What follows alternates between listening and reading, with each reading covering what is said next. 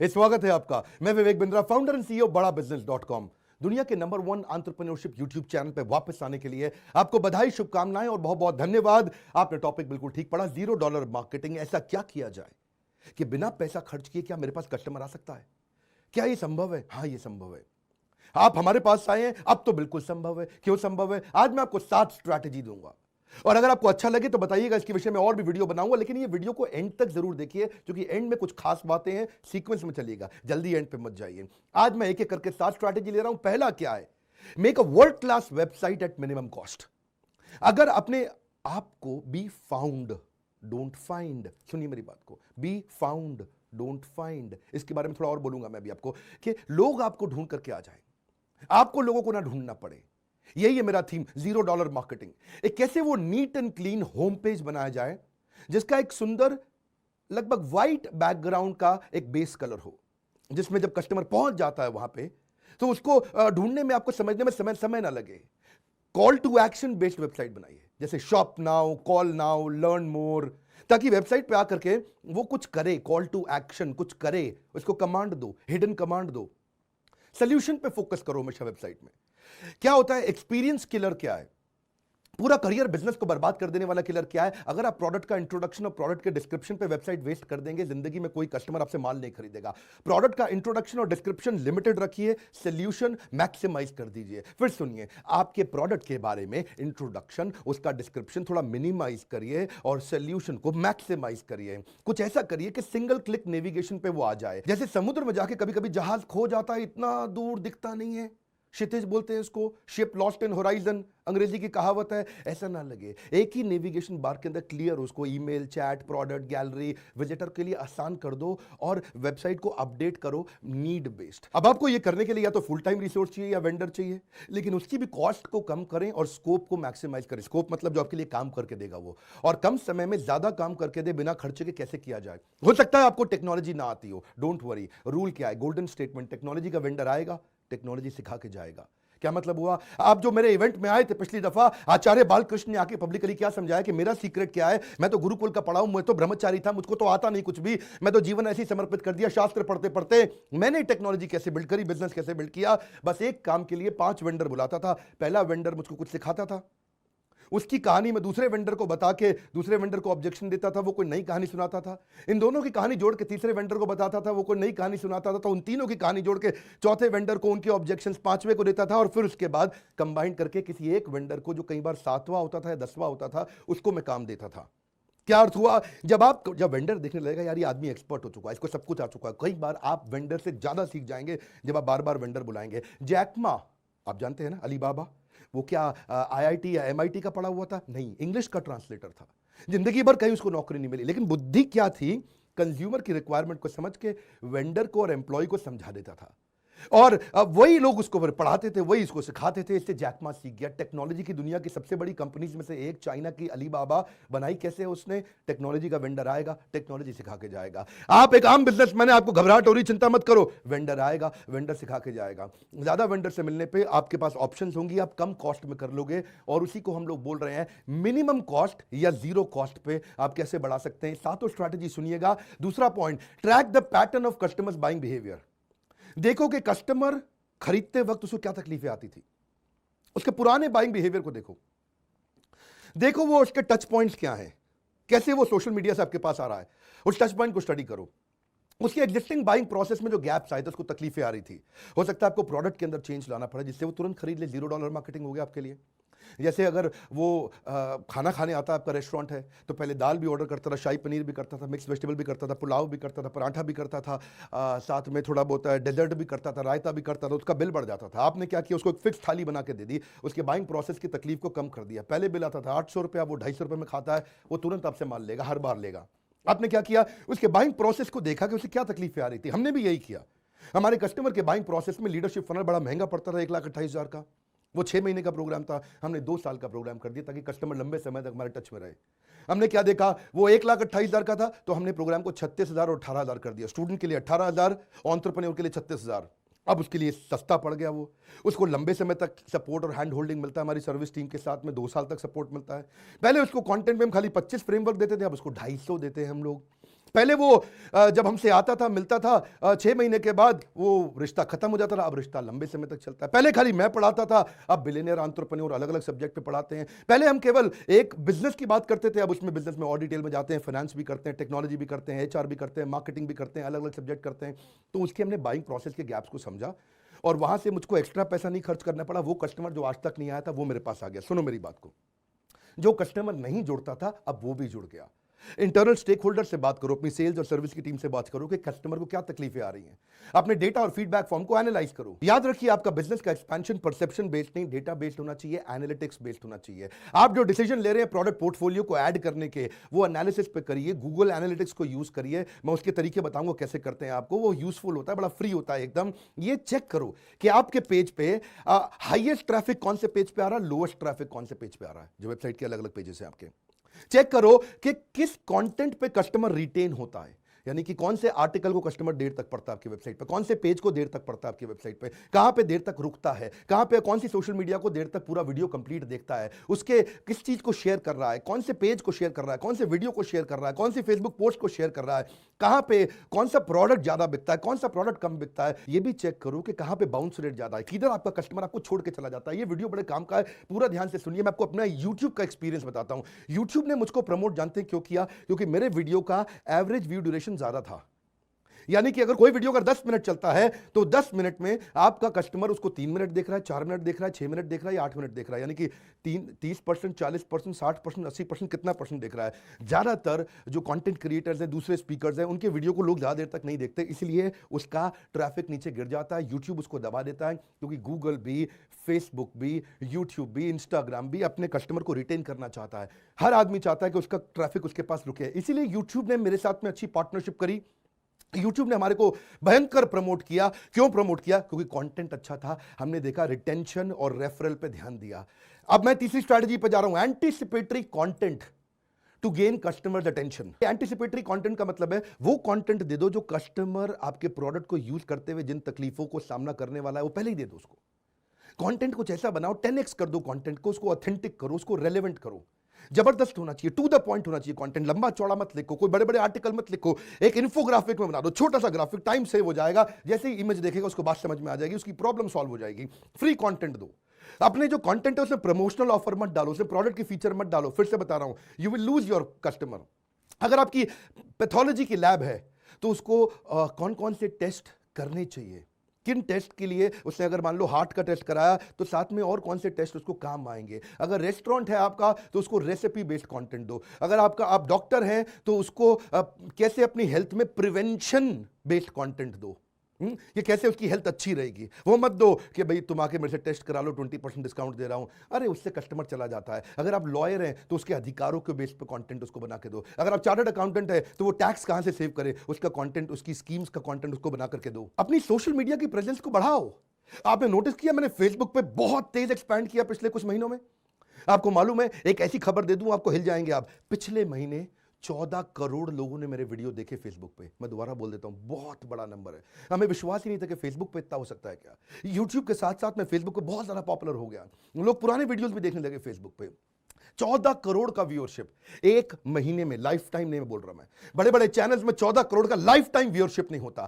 Content सब कुछ है भाई साहब, अच्छा कंटेंट बना के दो, एंटीसिपेटरी कंटेंट दो, पीपल को अलाउ करो कि वो आपके साथ एसोसिएट हो जाएं। चौथा जबरदस्त है, flip your marketing budget from outbound to inbound. क्या अर्थ हुआ?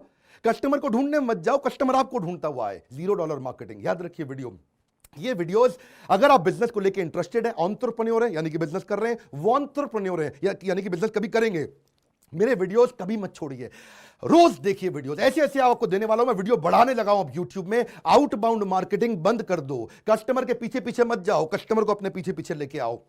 बड़ा हल्का सा फर्क है इसमें। पहले 90% लोग आउटबाउंड पे पैसा खर्च करते थे, 10% इनबाउंड पे करते थे। अब ट्रैफिक चेंज हो रहा है, मॉडल चेंज हो रहा है। अब लोग 90% इनबाउंड पे करते हैं, 10% आउटबाउंड पे। आउटबाउंड क्या होता है? जो ट्रेडिशनल मेथड्स हैं, जैसे कि यहां पे आप कस्टमर को ढूंढने जाते हो, ट्रेड शो में जाते हो, सेमिनार्स में जाते हो, कोल्ड कॉलिंग करते हो, टेली मार्केटिंग करते हो, ईमेल करते हो, टीवी पे ऐड करते हो, रेडियो पे करते हो, प्रिंट पे करते हो, होर्डिंग पे करते हो, डोर टू डे सेल्स करते हो। इसका आरओआई कम है। मालूम है ये कैसा है outbound?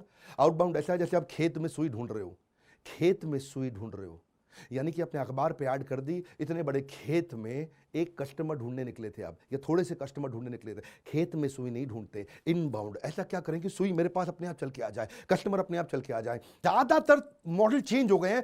Content marketing, blogging, social media, SEO, PPC, ये सारे वो तरीके हैं जिससे आप इनबाउंड करते हो। आप इनबाउंड मार्केटिंग इतनी पावरफुल है क्योंकि ये कस्टमर को एम्पावर करता है कि वो आपको ढूंढता हुआ आ जाए आपके पास। आप प्रिसाइज सही एग्जैक्ट कस्टमर के पास जाते हैं तो कॉस्ट कम हो जाती है, अदरवाइज आपकी कॉस्ट ज्यादा आती है।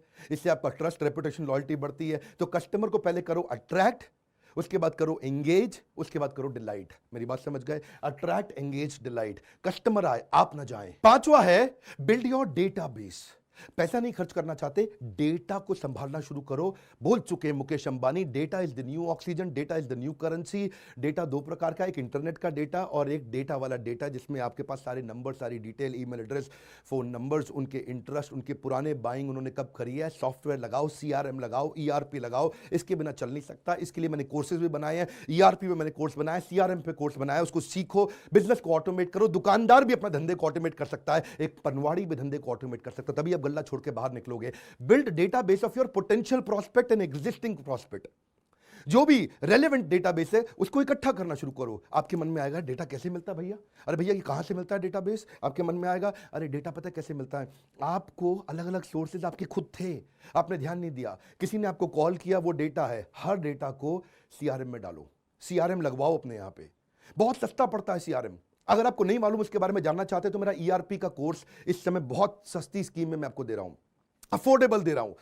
इसको पब्लिकली मैंने अनाउंस नहीं किया था। 36,000 वाला कोर्स नहीं बोल रहा, ईआरपी का छोटा कोर्स बोल रहा हूं कि आप कैसे हर कॉल को, डेटा को रजिस्टर कैसे करो, उसके सारे स्टेप्स, उसकी सारी डिटेल 25-25, 30-30 वीडियोस में बना करके पूरे पूरे कोर्सेज बना करके दिए। चैटबॉट के थ्रू डेटा आता है आपके पास में। कोई पुरानी सेल्स हुई है वो भी आपका डेटा है। कोई इंक्वायरी फॉर्म पे वेबसाइट में कुछ भर दिया आपके बारे में, वो डेटा ही तो है आपका। और क्या है? उस डेटा को सबको सीआरएम में लेकर के आओ। कोई इवेंट में गए, वहां से कुछ बिजनेस कार्ड लेकर के आए, कुछ इंफॉर्मेशन लेके आए, उसको अपने सीआरएम में डालो, वो आपका डेटा है। किसी ने फीडबैक दिया आपको, वो भी आपका डेटा है, उसको सबको भरो सीआरएम में। एम्पावर करो अपनी टीम को कि वो उसके बाद जो डेटा इकट्ठा हो गया है, 1,000, 2,000, 10,000 कस्टमर का, पुराने 500, 200, 100 जितने भी हैं, उनके साथ में रिलेशनशिप बिल्ड करें, उनको नर्चर करें, उनको फॉलो अप करें, उनको कंसिस्टेंट पिच दे। ये मेरा 5वां पॉइंट था। और 6ठा पॉइंट इसी से संबंधित है, give old data a new life. क्या मतलब हुआ? मेरी बात समझो। अब तक जो डेटा इकट्ठा किया है ना, पुराने डेटा को नया जीवन भी देते जाओ, क्योंकि डेटा पुराना होता चला जाएगा। उसको नया जीवन दो। कैसे नया जीवन दोगे? फॉलो अप करो एक एजिंग लीड के साथ। एजिंग लीड मतलब जिसको 6 महीना हो गया, 3 महीना हो गया, 9 महीना हो गया, 1 साल हो गया, ऐसी लीड के साथ में रिलेशनशिप बिल्ड करो। इसका तरीका क्या है?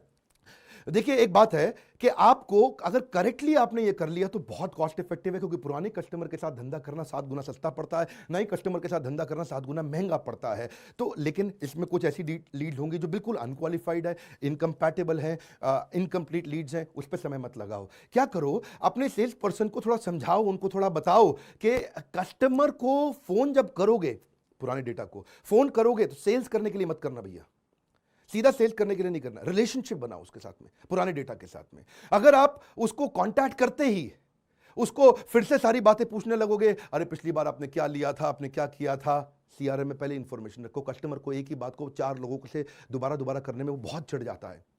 सो पहले याद रखो कि उसने आपके साथ में कांटेक्ट क्यों लूज किया था, वो क्या कारण था कि वो दोबारा नहीं आया। इस तरह की बातचीत करो, उससे रिलेशनशिप बिल्ड करो। सबसे बड़ा रीजन क्या है जब कस्टमर दोबारा नहीं जुड़ता? क्योंकि आपने पहली फोन पे ही सीधा उसे बोला भाई मेरा माल खरीद लो। ना 40 20 40 मतलब क्या हुआ?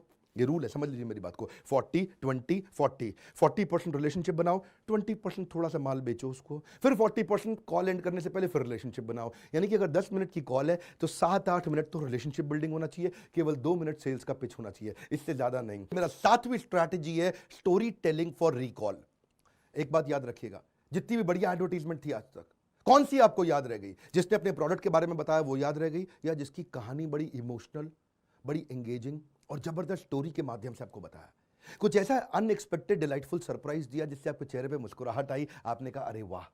स्टोरी कस्टमर को याद रह जाती है। One more time, story customer को याद रह जाती है। एक बार और बोलूंगा ही बोलूंगा, स्टोरी कस्टमर को याद रह जाती है। हर बात में स्टोरी डालो, सेल्स की पिच में स्टोरी डालो, वेबसाइट में छोटी सी एक ऐसी स्टोरी दिखनी चाहिए, आपके वीडियोस में स्टोरी दिखनी चाहिए, सोशल मीडिया के थ्रू स्टोरी दिखनी चाहिए। आपके हर ब्रांड कैंपेन में जिसमें आपका पैसा नहीं लगता, कहानी के थ्रू कम्युनिकेट करो अपने आप को। कस्टमर बनेगा रिपीट कस्टमर, पहले होता है कस्टमर, फिर बनता है रिपीट कस्टमर से बनता है लॉयल कस्टमर बन जाता है प्रमोटर, और प्रमोटर आगे चल के बनता है एडवोकेट। ये बड़े स्ट्रैटेजिक 5 स्टेप्स हैं। कैसे किया जाता है, इसके लिए डिटेल कोर्स चाहिए, डिटेल वीडियो चाहिए, पर मैं आपको शॉर्ट में बता रहा हूं। अपनी मार्केटिंग स्ट्रैटेजी में, पॉडकास्ट में, यूट्यूब में, ब्लॉग्स में, आर्टिकल में कहानी के रूप में बताइए, प्रॉब्लम सॉल्वर बन के दिखाइए। पर कहानी होनी कैसी चाहिए? वो एंटरटेनिंग होनी चाहिए, इमोशनल होनी चाहिए, एजुकेशनल होनी चाहिए। एक ऐसी कहानी बताइए जो कि यूनिवर्सली एक्सेप्टेबल हो, लोग आपके साथ जुड़ना चाहें। एक कम्युनिटी की तारीफ करिए, कम्युनिटी आपको फैला देगा। Maximum people will feel connected through emotional story. ये वो स्टोरी जो आम जिंदगी की जीवन में कनेक्ट बिल्ड करता हो। राहुल गांधी भाई उससे थोड़ी सी गलती कर दी पिछले अपने कैंपेन में। वो क्या बोले? वो कहते हैं राफेल के बारे में बात की। राफेल ये वो स्टोरी है जो आम जिंदगी ने कनेक्ट नहीं किया जिससे। एक सवाल है कि 526 करोड़ रुपए के हवाई जहाज को 1600 करोड़ रुपए में क्यों खरीदा गया? मेरी बात समझिए, मैं राहुल गांधी के खिलाफ नहीं हूं, पर आपको ब्रांड कैंपेन समझा रहा हूं उनका। राहुल गांधी बोलते रहे चौकीदार चोर है, चौकीदार चोर है, लोगों ने माना नहीं। नरेंद्र मोदी भयंकर तरीके से जीत गए 2019 में दोबारा से। हाथ आगे लाइए, मेरी बात पूछिए क्यों हुआ ऐसा? क्योंकि राहुल गांधी की राफेल की स्टोरी आम आदमी को कनेक्ट नहीं कर रही। और जब उससे पिछली बार मोदी जी ने बोला था, उन्होंने क्या बोला? उन्होंने वो सारी स्टोरी दी जो आम आदमी के साथ जुड़ती थी। वो क्या कहते थे? जनता माफ नहीं करेगी। ये एक स्टोरी आम जीवन की बातचीत है। वो क्या बोले? अच्छे दिन आने वाले, एक जबरदस्त स्टोरी। वो क्या बोले? उसके बाद कॉल टू एक्शन दे दिया उन्होंने। वो क्या बोले? अब की बार मोदी सरकार, जबरदस्त स्टोरी है। मैं आपको बताता हूं, ये $0 मार्केटिंग एक छोटा सा वीडियो, अगर आपको अच्छा लगा तो एक वीडियो और देता हूं। फ्री वीडियो देने की तो मैं बहुत कोशिश कर रहा हूं। अब मैं वीडियो यूट्यूब पे बढ़ा रहा हूं, लेकिन अगर आप पूरा $0 मार्केटिंग सीखना चाहते हो, मैं डिजिटल मार्केटिंग नहीं, उससे भी आगे स्टेप पे लेके जा रहा हूं। बिना पैसा खर्च किए कस्टमर कैसे लाया जाए, इसके ऊपर हमने एक पूरा कोर्स बनाया। शुरू में कोर्स बड़ा महंगा था, 1.5 लाख का था। हमने कहा 75,000 में देते हैं। नहीं, मेरी बात सुनिए, हमने सोचा 75,000 में लोग नहीं खरीदेंगे, 25,000 में अफोर्डेबल बनाते हैं। हमने सोचा 25,000 भी शायद लोग ना दे पाए, और कम करें। अभी बहुत कम किया है, प्राइस नहीं बताऊंगा आपको। बोर्ड लाइन नंबर पे चेक करना चाहिए कि $0 मार्केटिंग का पूरा कोर्स को कैसे अटेंड कर सकते हैं। इसमें हमने आपको डाउनलोडेबल मटेरियल दिया है, इसमें आपको टूल्स दिए हैं, एसईओ के, गूगल एनालिटिक्स के फ्री टूल्स निकाल के इकट्ठे कर करके आपको दिए हैं। रीडिंग मटेरियल पूरा बना करके आपको हमने दिया है। हर वीडियो पे एक मैसिव एक्शन प्लान दिया है कि करना कैसे है, इसको इंप्लीमेंट कैसे करना है। आपको अगर टीम हायर करनी है या एजेंसी हायर करनी है, इसके बारे में एक्सप्लेन किया कि टीम सस्ती कैसे मिले या एजेंसी सस्ती कैसे मिले, उनके साथ कैसे करें, कैसे आप वेबसाइट को एक लीड जनरेशन मशीन बना सकते हैं। आप पेड कस्टमर बिना पैसा खर्च किए कैसे लेकर के आए, आपकी वेबसाइट किस तरीके से रोज पैसा जनरेट करे, डॉलर जनरेटिंग वेबसाइट कैसे बनाए, आपकी विजिबिलिटी कैसे बढ़े, आपके बिजनेस में प्रमोशन अपने आप कस्टमर ही कैसे करना शुरू कर दे, एक वायरल कंटेंट कैसे बनाए कि आपको पैसा ना लगे लेकिन कस्टमर सारा का सारा आपके साथ फिर से आ जाए, वायरल हो जाए। वायरल कैसे होते हैं? मैंने कभी यूट्यूब पे ₹1 खर्च करके सब्सक्राइबर नहीं लेके आया, सारे सब्सक्राइबर अपने आप मिले हैं, लेकिन इसकी कहीं सीक्रेट सॉस है, लोगों को पता नहीं है। मैं आपको बताऊंगा, आप हमारे कोर्स के बारे में पता करिए। 2 बातें बताऊंगा, एवरीथिंग अबाउट एंटरप्रेन्योरशिप। एंटरप्रेन्योर के लिए जो पैसा कमाता है उसका 36,000, स्टूडेंट पैसा नहीं कमाता उससे 50% डिस्काउंट, 18,000 रुपए में 2 साल का कोर्स है। इसमें मैंने अपना सब कुछ झोंक दिया है, सब कुछ डाल दिया है। आप बस ये खरीद लो, जिंदगी बदलेगी। लेकिन अभी आप नहीं खरीद पा रहे, या आपको कोई स्कीम चाहिए, या आप केवल $0 मार्केटिंग लेना चाहते हैं, आप यही खरीद चुके हैं पहले से ही, उसके बारे में अलग से पता लगाइए। अरे कम से कम प्राइस करते जा रहा हूं, इतना स्कीम मैंने ला दिया है कि अब आम आदमी भी, एक रिक्शा वाला भी बड़ा एंटरप्रेन्योर बन सकता है।